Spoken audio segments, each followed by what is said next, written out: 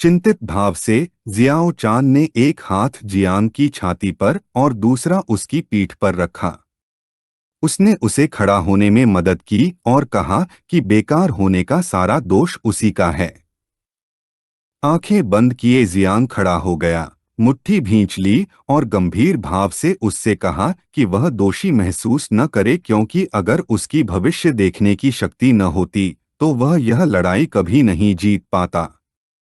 Xiao चान की आंखें उदासी से चौड़ी हो गईं। उसने नजरें फेर लीं और कहा कि जियांग उसकी बहुत ज्यादा तारीफ कर रहा है। फिर एक सिस्टम विंडो दिखाई दी जिसमें जियाओ चान के आंकड़े दिखाई दे रहे थे। वह समय की नदी के उद्गम स्थल पर पैदा हुई थी, समय के समान स्तर पर अस्तित्व में थी और उसके पास समय की आंख नामक एक क्षमता थी जिससे वह 10 उपशरीर धारण करके 3 सेकंड आगे तक देख सकती थी। यह एक संचयी क्षमता थी जिसकी अधिकतम क्षमता 10 साल आगे तक देखने की थी। वर्तमान में वह लेवल 0 पर थी। उसके पास 100 तारों और 18 उपशरीर थे। शुरुआत में उसके पास 48 थे, लेकिन स्पाइडर क्वीन के खिलाफ लड़ाई के दौरान उसने 30 का उपभोग कर लिया था। उसकी प्रतिभा अभी भी अनलॉक होनी बाकी थी। इसके अलावा उसके पास प्रजनन के 2 तरीके थे। पहला प्राकृतिक प्रजनन कहलाता था, जिसमें केवल मुख्य शरीर ही प्रति घंटे एक उपशरीर उत्पन्न कर सकता था। दूसरा विशेष प्रजनन कहलाता था, जिसमें मेजबान अपने जीवनकाल का त्याग कर सकता था। कम से कम 1 वर्ष, जीवनकाल के प्रत्येक वर्ष में 10 लाख उपशरीर उत्पन्न होते थे। जियांग की आंखें शांति से भर गईं। उसने अपनी उंगलियों से अपने सिर को छुआ और थोड़ी देर आराम करने का फैसला किया। जियाओ चान से वादा किया कि वह ठीक हो जाएगा। उसे आदेश दिया कि वह अभी छिप जाए और जब तक बिल्कुल आवश्यक न हो बाहर न आए। जियाओ चान का शरीर ऊर्जा में परिवर्तित हो गया और जियांग के सिर में प्रवेश कर गया। तभी जियांग का क्षेत्र और भी शक्तिशाली हो गया, जिससे उसमें से गड़गड़ाहट निकलने लगी। जियाई गैंग और चट्टान पर मौजूद अन्य लोगों का ध्यान जियांग के क्षेत्र पर केंद्रित था। हमारा लड़का तीसरे परिवर्तन में था और किसी को भी विश्वास नहीं हो रहा था कि उसके पास पहले से ही एक क्षेत्र है, जबकि आमतौर पर छठे परिवर्तन तक पहुंचने पर ही एक क्षेत्र होता है। कुछ लोगों को लगा कि 2 दिव्य स्तर की कक्षाएं होना अविश्वसनीय है।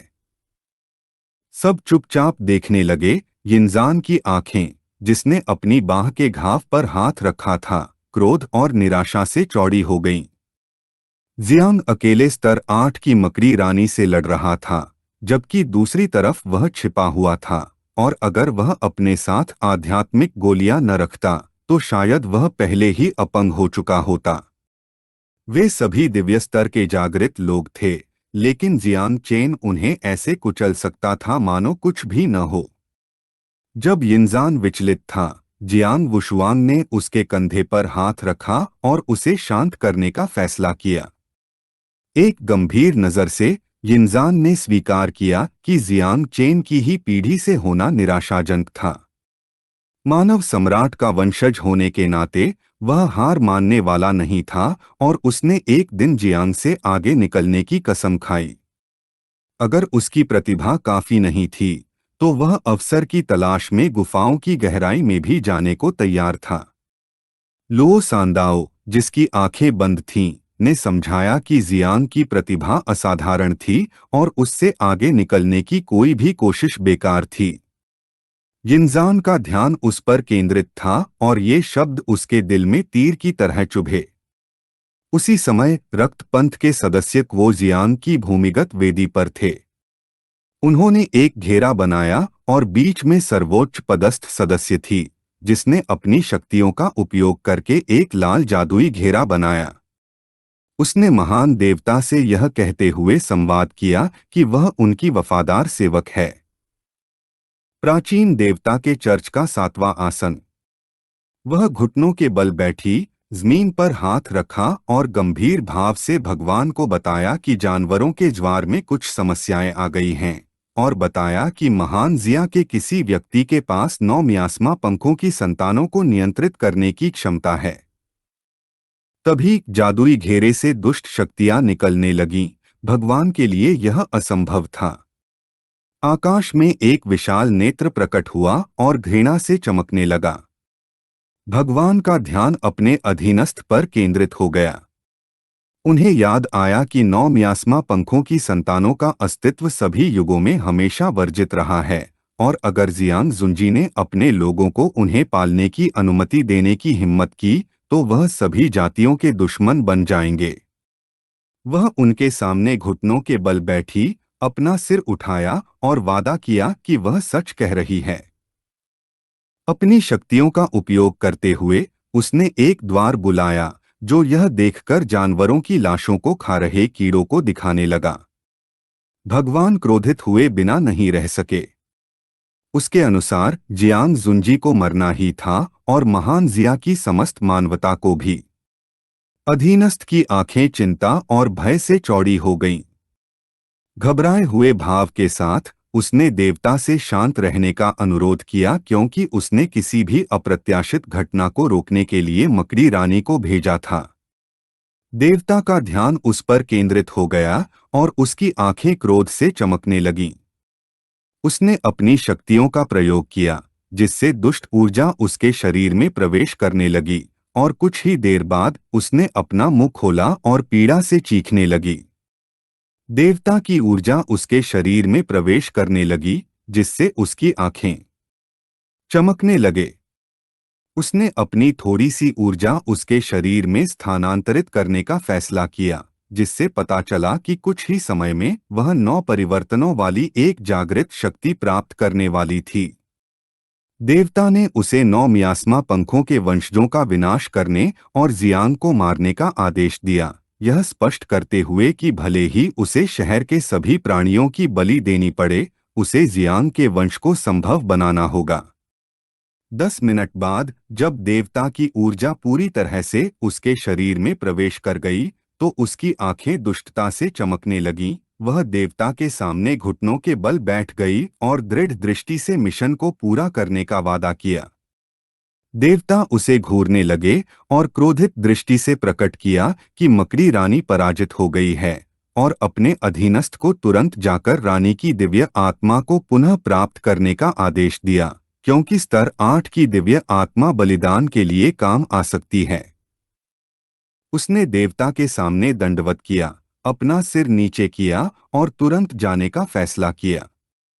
उसी समय भूमिगत गुफा में डूबे ड्रैगन की रक्षा पंक्ति पर जियांग शुआनजी ने अपनी कुल्हाड़ी कसकर पकड़ ली, और जब उसका शरीर एक शक्तिशाली ऊर्जा से घिरा हुआ था उसने उसे जोर से घुमाया। तुयोंग ने समय रहते प्रतिक्रिया दी और हमले को रोक दिया, लेकिन इस प्रक्रिया में उसका हथियार टुकड़े टुकड़े हो गया। यह देखकर उसकी आंखें भ्रम से चौड़ी हो गईं। जब वे लड़ रहे थे सैनिकों का ध्यान उन पर केंद्रित था। जियांग शुआनजी ने अपनी मुट्ठी भींच ली और उसकी आंखें उत्साह से चमकने लगीं और उसके चेहरे पर मुस्कान आ गई। उसने तुयोंग की छाती पर जोर से पैर रखा, यह स्वीकार करते हुए कि तुयोंग सही था। वह प्रतिभाशाली लोगों की लाशें इकट्ठा करने के लिए समय पर नहीं पहुंच पाएगा, यह प्रकट करते हुए कि अब वह जो इकट्ठा करने जा रहा था वह मकड़ी रानी की लाश थी। उसी क्षण एक लाल द्वार प्रकट हुआ और उसमें से एक दुष्ट ऊर्जा निकलने लगी। जियांग शुआनजी ने मुड़कर उस पर अपनी नजरें गड़ा दीं। तुयोंग एक तरफ हट गया और पूछा कि क्या जियांग शुआनजी को लगता है कि मकड़ी रानी उनका आखिरी गुप्त कार्ड है। तुयोंग ने जियांग शुआनजी के ध्यान भटकने का फायदा उठाकर पीछे हट गया। जियांग शुआनजी ने द्वार को देखना शुरू किया और उसकी आंखें भ्रम से भर गईं। उसे एहसास हुआ कि यह एक चेतावनी थी। चुजोंग में 9 रूपों वाला एक शत्रु प्रकट हुआ था। उसे नहीं पता था कि यह राक्षसी जाति का काम है या नहीं।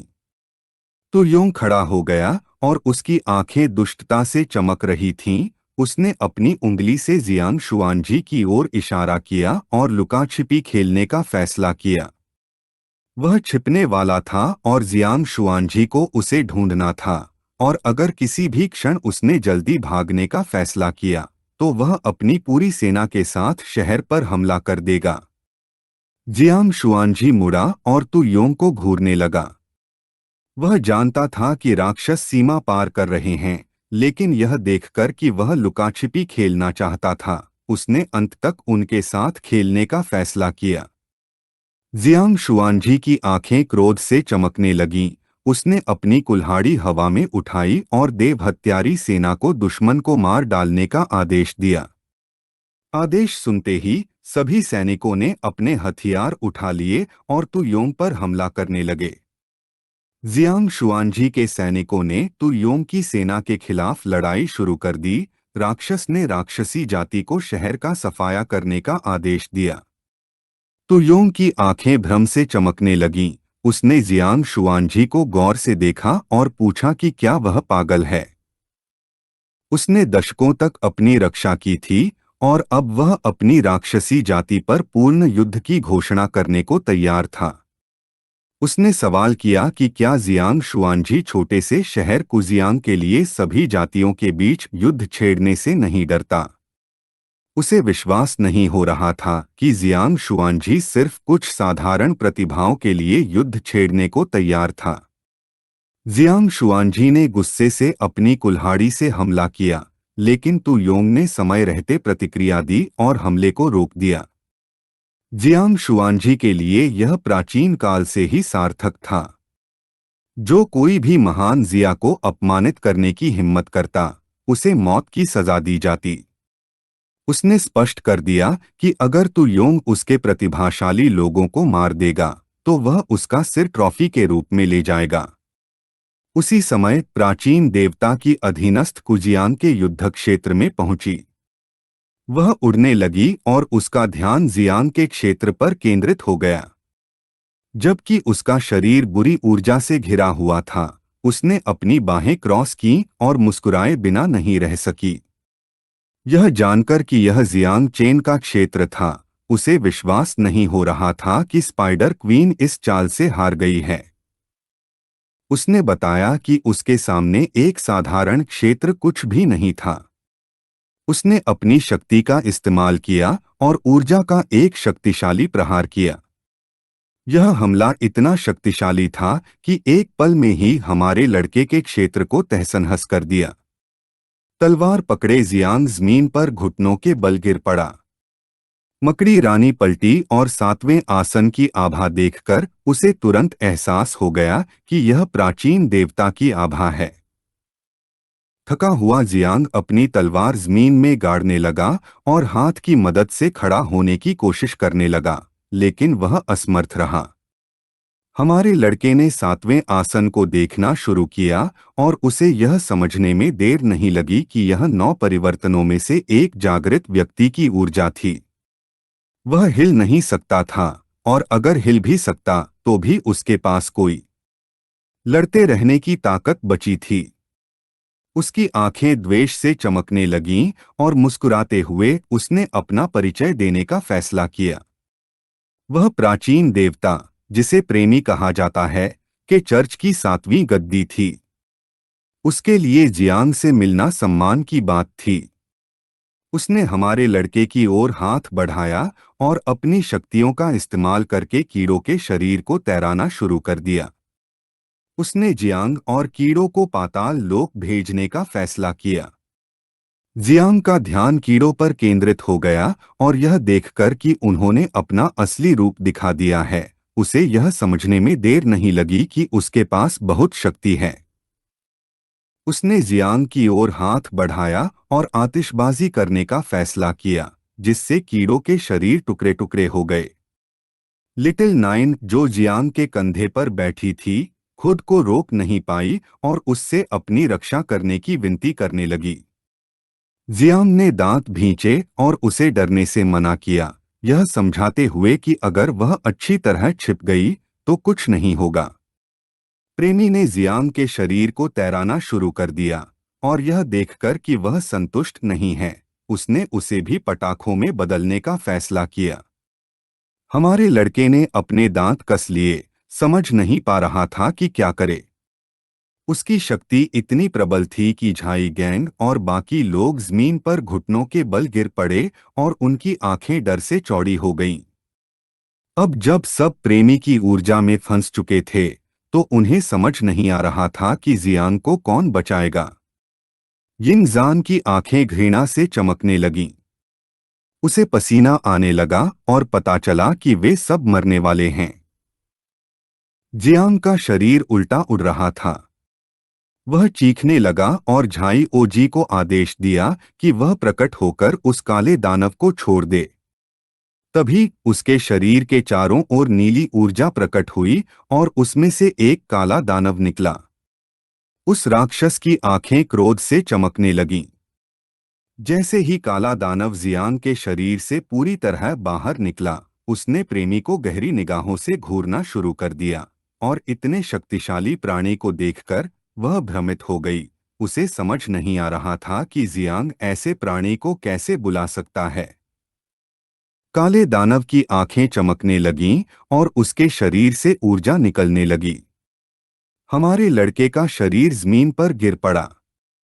उसने जोर से तलवार जमीन में ठोक दी और गुस्से से उसे बताया कि उसे कीड़ों को नहीं मारना चाहिए था, यह बताते हुए कि अब वह मरने वाली है।